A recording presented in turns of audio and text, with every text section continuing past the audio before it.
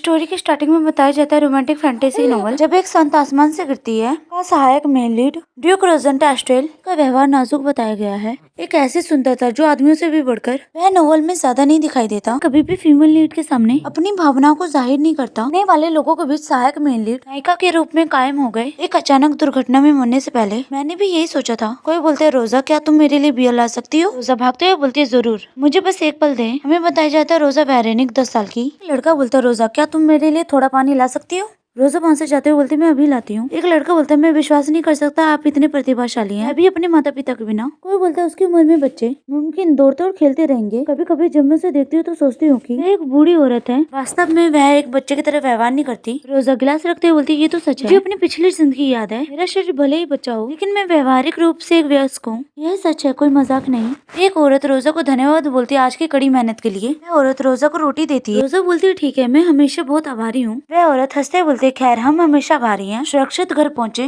रोजा बोलती है जब मैंने उन्हें बोला कि मुझे अपना पिछला जीवन याद है तो मुझे उम्मीद नहीं थी कि वह मुझ पर भरोसा करेंगी। ठीक उसी दिन जब मेरी माँ बीमारी के कारण चल बसी, मैं थकान और दर्द से गिर गई और जब मैं जगी तो मुझे एहसास हुआ कि मेरे पिछले जीवन में मैं इस दुनिया के बारे में पढ़ती हूँ जिसमें मैं हूँ, लेकिन मैं हर दिन जीने के लिए मेहनत करती हूँ। आपकी कहानी में देने का कोई इरादा नहीं है। सोचते हुए वह घर पहुँच जाती है। वह टेबल पे सर रखते हुए बोलती है मैं थक गई, मुझे जल्दी रात का खाना खाना चाहिए और बिस्तर पे जाना चाहिए। उसे दरवाजा खटखटाने की आवाज आती है। अपनी आंखें खोलती है। वह सर उठाकर अपने चेहरे को पोंछते हुए सोचती है हो सकता है। वह अपनी आंखों को रगड़ कर जाते हुए बोलती है शायद ये पड़ोस की औरत हो। जब वह गेट खोलकर देखती है तो उसके सामने एक आदमी होता है और उसके साथ एक सैनिक होता है जिसे देखकर रोज घबरा कर पीछे हट जाती है। बोलता है क्या आपकी माँ का नाम जैन वेरोनिक था? रोज बोलती हाँ आप कौन? मास्टर उस औरत को ढूंढ रहे हैं, उनकी संतान है। सुन के रोज की आंखें हैरानी से बड़ी हो जाती हैं। क्या बच्चा? आदमी बोलता हाँ आपके पिता स्टेल के ड्यूक आपको ढूंढ रहे हैं। हमें दिखाई जाती है एक सुंदर सा मैंशन। देखते हैं ड्यूक को जो रोज के पिता होते हैं। वह रोज को देख कर चिढ़ते हुए बोलते ये लड़की। रोज बोलती है मैं लड़की होने के लिए माफी चाहती हूँ। रोज की बातों को सुनकर बोलते कितना मनोरंजक है, क्या आप जानते हैं कि मैं कौन हूँ? आप ऐसा रवैया कैसे अपना लेते हैं? रोज बोलती है हाँ तुम मेरे पिता हो। ड्यूक बोलते हैं पिता, ये कितना नापसंद टाइटल है। रोज सीधा बोलती है तुमने मुझे क्यों ढूंढा? ड्यूक बोलते मुझे आभारी होना चाहिए उस रात की गलती की। आगे बढ़ते हुए बोलती है गलती?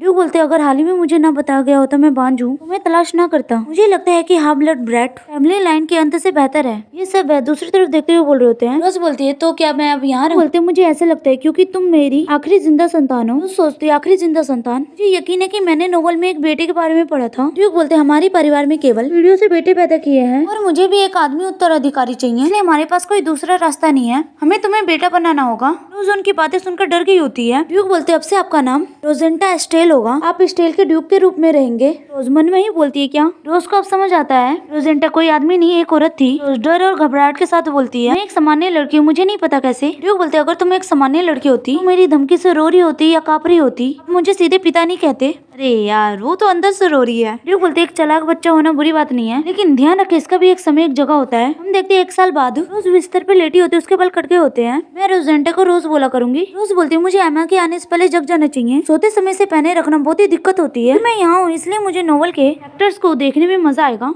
फिर एक और दिन घटना के बिना बीते अपने हाथों में पहनी हुई अंगूठी को देखते हुए बोल रही होती है मैंने फैसला किया अगर मैं इससे बच नहीं सकती इसे अपना लूंगी और इसका आनंद लूंगी। तभी अंगूठी में से रोशनी निकलती है। बोलती है एक बार जब मैं ड्यूक बन जाऊं तो ये मेरी दुनिया बन जाएगी। मैं अभी भी यकीन नहीं कर पाई हूँ ये कितना अद्भुत है। पॉलीमॉर्फ जादू ये आपके शरीर को पूरी तरह से बदल सकता है। वह अपने आप को शीशे में देखकर बोल रही होती है। दरवाजे पे नॉक करते हुए बोलता है माय लॉर्ड क्या आप जग रहे? मैं अंदर आ रही हूँ। रोज बोलती है गुड मॉर्निंग एमा। एमा सर झुकाकर बोलती है मैं देख रही हूँ आज भी आपके पास जादुई कलाकृति है, अगर ऐसा है तो क्या हम आज एक बार फिर आपके विकास के लिए अपना सब कुछ लगा देंगे। ये बोलते हुए एमा मुस्कुरा रही होती है। रोज उसकी बातें सुन के घबरा रही होती है। कुछ देर बाद रोज तैयार होकर कुर्सी पे बैठी होती है। डर से बोलती है क्या कहा तुमने अभी एमा? Emperor his majesty. एमा बोलती है माय लॉर्ड मैंने आपसे बार बार कहा है कि आप अपनी कटलरी इस तरह नहीं गिरा सकते। शिष्टाचार की कमी के अलावा आप एक इज्जतदार व्यक्ति हैं तो आपको अपना गुस्सा नहीं दिखाना चाहिए। ड्यूक रोज से बोलते हैं जल्दी ही एम्परर के सामने आपकी एक सभा होगी, आपको ये सब उन्हें नहीं दिखाना चाहिए। क्या तुम समझ रहे हो? जब आप एम्परर और प्रिंस को देखे तो बस मुस्कुराइए जैसा कि आप कुछ नहीं जानते। रोज बोलती है क्या मैं आज प्रिंस से मिलूंगी? मैं मन में सोचती है इस नोवेल के मेन लीड के रूप में प्रिंस। बोलते ये सही आपने 1 साल तक शिक्षा प्राप्त की है इसलिए बेहतर होगा कि आप शांत रहे। अब आप एक आम आदमी नहीं रहे, आप एस्ट्रेल के ड्यूक हैं। रोज बोलती है हाँ पिताजी मैं ये सुनिश्चित करूंगी कि कोई गलती ना हो। उन्होंने कहा कि वह उस चुड़ैल विवियन जो मेरी उम्र की है वह 5 साल बड़ी है, इसका मतलब वह 15 साल की होगी, जल्दी ही मेन लीड से मिलूंगी। ये सोचते हुए वह मुस्कुरा रही होती है। सीन महल का होता है। हम देखते हैं महल बहुत ही सुंदर दिख रहा होता है। ड्यूक और रोज एम्परर के सामने खड़े होते हैं। एम्परर बोलते हैं ड्यूक क्या वह तुम्हारा बच्चा है? बिल्कुल तुम्हारे जैसा दिखता है। ड्यूक ग्रीट करते हुए बोलते हैं हाँ योर मैजेस्टी। एम्परर बोलते हुए एक बच्चे के लिए काफी केंद्रित है, आमतौर पर आपकी उम्र के बच्चे स्थिर नहीं रह पाएंगे, आपको काफी अच्छी शिक्षा दी गई है। ड्यूक बोलता है आप बहुत दयालु है मैजेस्टी। एम्परर बोलते हैं फिर भी हमारी बात सुनने के लिए मजबूर होना थका देने वाला होगा, हमारे लिए एक और जगह तैयार है, तुम अभी वहाँ जा सकते हो। रोज हंसते हुए बोलते हैं हाँ योर मैजेस्टी। दरवाजे की तरफ इशारा करते हुए बोलते हैं आप वहाँ से जा सकते हैं। उस दरवाजे की तरफ देखते हुए बोलते हैं कि अंदर पहले से ही लोग हैं। वह बोलते हैं हाँ माय लॉर्ड, क्राउन प्रिंस और विवियन मैरीगोल्ड अंदर है। वह गेट खुलता देख मन में सोचती है मेनलीड और चुड़ैल मुझे विवियन से थोड़ा डर लग रहा है। तभी विवियन रोते हुए अंदर आ रही होती है। नहीं नहीं प्रिंस कहाँ है? उसकी आंखें बंद होती है जिसकी वजह से वह रोज से टकरा जाती है। उसने गिरने से पहले विवियन के सर पे हाथ रख लिया होता है। वह दोनों फर्श पे गिर जाते हैं। विवियन जो अभी भी रो रही होती है फिर उसको धक्का मारते हुए बोलती भाग जाओ। रोज बोलती है क्या ठीक है लेडी मैरीगोल्ड? विवियन रोते हुए बोलती है मैं ठीक नहीं हूँ, क्या आपने अचानक क्राउन प्रिंस को देखा है? रोज बोलती है मुझे यकीन नहीं है, मैं अभी अभी यहाँ आया हूँ। विवियन रोते हुए बोलती है प्रिंस कितने बुरे हैं,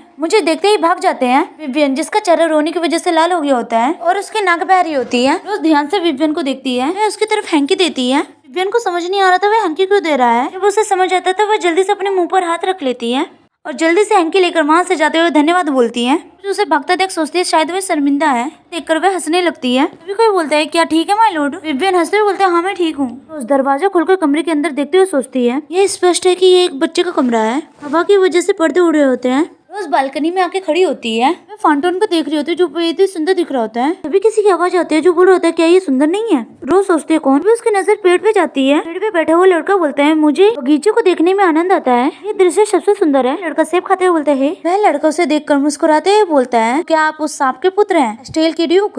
रोज घबराते हुए बोलती है योर हाइनेस। मन में सोचती है मुझे लगता था कि मेनलीड, उसे देखकर मन में सोचती है मुझे लगता था कि मेनलीड को तानाशाह कहा जाता था जब तक कि उसकी मुलाकात फीमेल लीड से नहीं हुई। है तो बिल्कुल ऐसा नहीं लगता है। इस बैल्कनी में छलांग लगाते हुए बोलते हैं आप बहुत हद तक स्टेल के ड्यूक जैसे दिखते हैं, बस थोड़ा कम बोल्ड। रोज बोलती हाँ यही तो सब लोग मुझे कहते हैं। प्रिंस बोलते शुक्र है तुम बाहर से उनके जैसे दिखते हो, अगर तुम उसके सांप जैसे दिखते हो बहुत घिनौना होता। मैं आपको पसंद करता हूँ, क्या मैं आपको एक सलाह दे सकता हूँ? आपके लिए ये सही होगा कि आप पहले से ही उस औरत के साथ रिश्ता ना बनाएं। रोज बोलती क्यों नहीं? बोलते वह पूरी तरह जोक है, हर दिन तुम्हारा पीछा करती है, इस बात की जरा से भी परवाह नहीं है, मुझसे नफरत करते हुए तुमसे चिपकी रहेगी। विवियन दरवाजे को खटखटा के वहाँ से जल्दी से भाग जाती है। परेशान होकर बोलते मैं आपके रास्ते पे जा रहा हूँ, मेरी सलाह मानना सबसे अच्छा होगा। रोज उनकी बातों को सुन रही होती है। प्रिंस का हाथ बालकनी से फिसल जाता है, इससे वह नीचे गिर जाते हैं। रोज जल्दी से जाकर बालकनी से नीचे झांकती है। तभी दरवाजा खोलकर विवियन अंदर आते हुए बोलती है माफ करें। वह बेहद ही प्यार से बोलती है हेलो। रोज विवियन को देखकर सोचती है उसे नौकरानी ने पकड़ लिया है। वह अपनी हरकत से शर्मिंदा होती है। रोज किताबों के शेल्फ्स को देखती है, क्या मुझे किताब पढ़नी चाहिए? रोज किताब लेकर पढ़ रही होती है, तभी वहाँ पे विवियन आती है। उसके हाथ में एक किताब होती है। विवियन बहुत ही सीरियस होकर किताब को देखने लगती है, लेकिन वह चुपके से रोज को देख रही होती है। सोचते हैं वो बार बार मुझे क्यों देख रही है। विवियन से बोलती है क्या आपके पास मुझे कुछ बताने के लिए है? अचानक ही रोज की आवाज सुन के विवियन डर जाती है। विवियन बोलती है आपका हैंकरचीफ गंदा हो गया है, इसलिए मैं बाद में आपके लिए दूसरा खरीदूंगी। रोज हंसते हुए बोलती है इसकी जरूरत नहीं है। विवियन बोलती है फिर भी।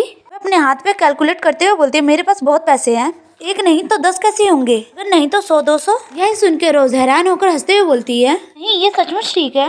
विवियन पाउड बनाकर बोलती है ओ ठीक है। यह देखकर रोज हंसने लगती है। विवियन जल्दी से जाकर शीशे के सामने बैठ जाती है। उसे देखकर रोज सोचते हुए क्या कर रही है। रोज को समझ नहीं आ रहा था विवियन क्या कर रही होती है। वह एक तरफ देखकर सोचती है वह अपने बिखरे बालों को ठीक कर रही है। उसके घुंघराले बाल को ब्रश करना आसान नहीं है। विवियन जो रोने वाली होती है वह उसके पास जाते बोलती है अगर आपको कोई दिक्कत ना हो तो मैं आपके बाल बांध सकता हूँ। विवियन रोज से माफी मांगती है। रोज कंघी लेकर बोलती है आप किस तरह के बाल बांधना चाहेंगी? विवियन बोलती है आप जो चाहें। रोज बोलती है मैं तुरंत पूरा करूंगा। तभी उसकी नजर खिड़की पे जाती है, वहाँ से प्रिंस उसे देख रहे होते हैं, जैसे वह आंखों से ही बोल रहे हो तुमने मेरी बात नहीं मानी। विवियन बोलती है क्या हुआ? वह प्रिंस की तरफ देख के मुस्कुरा देती है और विवियन से बोल देती है ये कुछ भी नहीं है। विवियन पलट कर रोज की तरफ देखती है और फिर एक बड़ी सी स्माइल कर देती है। उसके बाद रोज खिड़की की तरफ देखती है पर वहाँ प्रिंस नहीं होते हैं। हम देखते हैं रोज ने विवियन के बाल बांध दिए होते हैं। वह लोग ड्यूक के पास आ जाते हैं। विवियन के फादर से बात कर रहे होते हैं। ड्यूक रोज को देखते हैं, समझ नहीं आता ड्यूक उसे क्यों देख रहे हैं। बोलते रोजांटा तुम यहाँ क्यों खड़े हो। कुछ बोलती इससे पहले ही विवियन उसे पकड़ के स्मेल करने लगती है, जिसे देख रोज का चेहरा लाल हो जाता है। विवियन के फादर ये देख के डर जाते हैं। बोलते लेडी मैरीगोल्ड मुझे और मेरे बेटे को जाना है। उसके पिता बोलते विवियन उसे छोड़ दो। विवियन छोड़ने से मना कर देती है। वह बोलती है मुझे खेलना है लॉर्ड के साथ। विवियन के पिता बोलते आप ऐसा नहीं कर सकते, आपको हाल ही में पसंद था मैं उसे खरीदूंगा, चलिए उसके साथ खेलते हैं। विवियन चिल्लाते हुए बोलती मुझे कुछ नहीं चाहिए। हार मानते हुए सोचते उसके पिता भी असहज लग रहे हैं। मनाक है ये काम नहीं करेगा। रोज बोलती लेडी मैरीगोल्ड मेरी पेट में दर्द हो रहा है क्योंकि तुम मेरे कपड़े को बहुत ज्यादा खींच रही हो। सुन के विवियन का चेहरा शर्म से लाल हो जाता है। वह चोट पहुंचाने के लिए माफी मांगती है और उसका कपड़ा छोड़ देती है। रोज को वहाँ से जाते देख विवियन चिल्लाती है माय लॉर्ड कृपया अपने रास्ते पे चले। रोज उसकी तरफ देखते हुए बोलती है ठीक है। उसकी रोने की आवाज पूरे महल में गूंज रही होती है। वहीं दूसरी तरफ एम्परर और प्रिंस बैल्कनी में खड़े होते हैं। एम्परर बोलते हैं थियोडोर। प्रिंस बोलते हैं हाँ पिताजी। एम्परर बोलते हैं आप रोजेंटा के बारे में क्या सोचते हैं। एक शांत बच्चा है, एक झील की तरह, बिना एक भी ऊबड़ खाबड़ लहरों के। मुझे समझ नहीं आता उस दुष्ट आदमी ने ऐसा बच्चा कैसे जन्मा, और सोचते हैं कि यही कारण है कि यह अधिक रोमांचक है। वहीं दूसरी तरफ ड्यूक और रोज टेल मेंशन पहुंच जाते हैं। ड्यूक ऊपर जाते हुए बोलते रोजेंटा क्योंकि महल की यात्रा हमारी अच्छी रही मैं तुम्हें उचित इनाम दूंगा, इससे मैं तुम्हें बाहर जाने की अनुमति देता हूँ जब तक तुम हियोरिन के साथ हो। यह सुन के रोज ड्यूक को धन्यवाद बोलती है। मन में सोचती है हेरोइक मेरे पिता का एक रक्षक है। ड्यूक बोलते और मैं आपसे आपको स्टेल की रक्त रेखा के बारे में शिक्षित करना शुरू करूंगा। यह सुन के रोज की आंखें चमकने लगती है। मैं सोचते क्या मैं आखिर में ये सीखने जा रही हूँ। बोलते 1 साल हो गए, सिखाने का समय है, आपको शिक्षा देना शुरू करूंगा। तो बताते हैं हिलोरा साम्राज्य के सहित चारों डचियों के पास कुछ कौशल है जो प्रत्येक पीढ़ियों से एक दूसरे को दिया गया है। ओरिजिनल नोवेल में टेला का कौशल कई बार प्रकट नहीं होता है। ऐसा इसलिए है क्योंकि नायिका और संत की उपचार शक्तियों के उलट उनमें श्राप देने की शक्ति है। आशा करता था कि ये कौशल मुझे उसी तरह प्राप्त होगा जैसा नोवेल में बताया गया है। ये राहत की बात है, कहानी ओरिजिनल नोवेल की तरह सामने आ रही है। हालांकि उन्होंने कहा था जल्दी ही, शिक्षा अभी शुरू नहीं हुई है। खैर सच तो ये मैंने हेरोइन के साथ घूमने की योजना बनाई है। मैं इस बारे में उत्साहित होने के लिए बहुत ही व्यस्त हूँ। वह लोग डची के पास एक हवेली में पहुंच जाते हैं रोजेंटा के डांस क्लास के लिए। तभी एक औरत रोज के सामने आते हुए बोलती हेलो माय लॉर्ड। रोज बोलती हेलो, आज भी आप हमेशा की तरह खूबसूरत हैं। बैरोनेस फेरोरा। बैरोनेस अपने मुंह पे हाथ रखते हुए बोलती है ऐसा कहने के लिए शुक्रिया, आप भी बहुत अच्छे लग रहे हैं माय लॉर्ड। रोज बोलती है लेकिन आज थोड़ा सामान्य से ऊर्जा से भरा हुआ लग रहा है। बैरोनेस हंसते बोलते अरे ऐसा है, देखिए आज हमारे पास एक विशेष अतिथि है। रोज बोलती है मेरे लेसन के लिए। बैरोनेस बोलती है हाँ मैं अकेली नहीं हो सकती थी, इसके साथ आप डांस करें। माय लॉर्ड आज आपकी उम्र के आसपास ये एक लेडी आपका इंतजार कर रही है। दोनों डांस करते हुए बात कर रहे होते हैं। रोज बोलती है एक लेडी मेरी उम्र की। दरवाजा खुलने की आवाज आती है, बल्कि दरवाजे के सामने कोई और नहीं विवियन होती है जिसका चेहरा खुशी से लाल होता है। हंसते हुए बोलती माय लॉर्ड। विवियन को वहाँ देख के रोज के पसीने छूट जाते हैं। फिर बाद वह डांस करके थक गए होते हैं। विवियन तो फर्श पे लेट गई होती है, रोज दूसरी तरफ बैठ गई होती है। बैरोनेस बोलती है आज का लेसन हम यहीं पे खत्म करेंगे। अच्छा किया तुम दोनों ने, अगली बार मिलते हैं। नौकर वहाँ पे पानी ले आता है। रोज विवियन को देखकर मन में सोचती है यही वो बात थी जिस वजह से प्रिंस ने जोक कही थी। रोज बोलती है लेडी मैरीगोल्ड मेरे पास आपके लिए एक सवाल है। विवियन बोलती है जरूर आगे बढ़े। रोज बोलती है क्या आप अचानक मेरे पीछे आई हैं? यह सुनकर विवियन का चेहरा लाल हो जाता है। सीटी बजाकर घबराते हुए बोलती है नहीं ये तो संयोग है, मैंने हमेशा बैरोनेस से लेसन लिया है। रोज बोलती है मैं मानता हूँ कि बैरोनेस फेरो ने मुझे केवल निजी शिक्षा दी है, मुझे ईमानदार लोग पसंद है। यह सुनकर विवियन चिल्लाते हुए बोलती है सच तो यह है कि मैं आपके पीछे पीछे यहाँ तक आई हूँ। मैंने अपने पिता से मदद मांगी थी। रोज बोलती है आप मेरा पीछा क्यों कर रही हैं? यह सुनकर विवियन रोते हुए बोलती है मैं आपके करीब रहना चाहती थी। पिछली बार मेरे बाल छू रहे थे और दूसरी औरत के विपरीत मुझे कोसते नहीं है और ये भी नहीं कहते कि आप मुझसे नफरत करते हैं और तुम बहुत ही सुंदर हो। यह सुनकर रोज को हंसी आने लगती है। हंसते हुए सोचती है जी उम्मीद नहीं थी, मैं क्या करूँ, वो तो बहुत ही प्यारी है। ये नोवेल से काफी अलग है। विवियन को समझ नहीं आता वह क्यों हंस रहा है। रोज बोलती है मैडम क्या आप मुझे बता सकती हैं आप क्राउन प्रिंस के बारे में कैसा महसूस करती है? विवियन आंख बंद करके चिल्लाते बोलती है मुझे वो पसंद है, लेकिन अगर तुम कहोगे कि वह तुम्हें नहीं पसंद है मैं भी उससे नफरत करने की पूरी कोशिश करूंगी। तो सोचती है बेशक विवियन को भी क्राउन प्रिंस पसंद है। बोलती है बिल्कुल नहीं, अगर आपको क्राउन प्रिंस पसंद है तो कोई बात नहीं, इसके अलावा माय लेडी क्या आपको अच्छा लगेगा कोई आपका पीछा करे जहाँ आप जाए? वह मन में सोचती विवियन को बदलने से कोई फर्क नहीं पड़ेगा। वह आगे बोलती ईमानदार होने के लिए धन्यवाद। माय लेडी अगली बार मुझसे मिलने आने से पहले योजना बनाने के बारे में क्या ख्याल है? यह सुनकर विवियन मासूमियत से बोलती है योजना मेरे साथ। उसे अपना हाथ आगे बढ़ाते हुए बोलती है विवियन क्या तुम मेरी दोस्त बनना चाहती हो? विवियन जिसे रोना आ जाता है वह रोज का हाथ पकड़ के बोलती है हाँ मुझे ये जानने का कोई तरीका नहीं है मेरे किस शब्द ने उसे प्रभावित किया, लेकिन जरूरी है कि उसने मेरा हाथ थाम लिया है और वह इस दुनिया में मेरी पहली दोस्त थी। अगर आपको इसके आगे के चैप्टर चाहिए तो कमेंट करके जरूर बताएं।